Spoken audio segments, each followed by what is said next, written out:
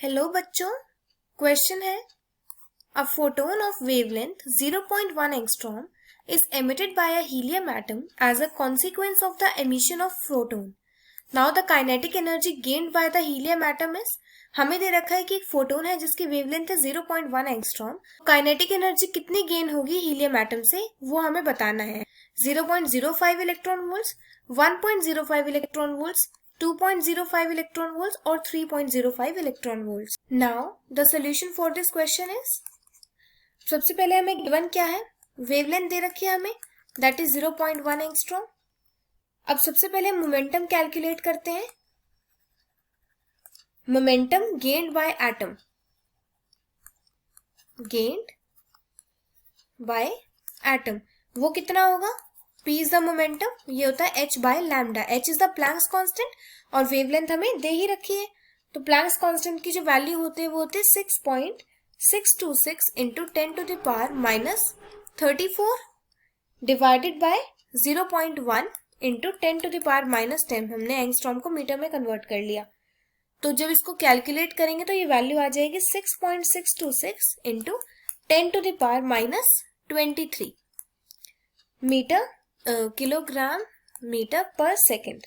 ये हमारे पास वैल्यू आ गई मोमेंटम की। अब हम यहां से काइनेटिक एनर्जी कैलकुलेट कर सकते हैं। काइनेटिक एनर्जी गेन्ड, कितनी काइनेटिक एनर्जी आएगी, दैट इज के ई। हमारे पास काइनेटिक एनर्जी का फॉर्मूला होता है P square by M V, P square by 2m।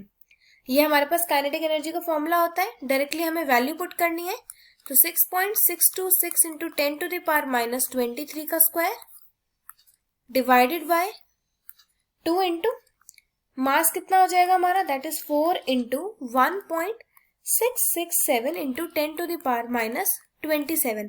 हमें हीलियम एटम दे रखा है, तो हीलियम एटम क्या होता है हमारे पास, He होता है हमारे पास, हाइड्रोजन हीलियम, तो 2 और 4 इसका हमारे पास मास होता है।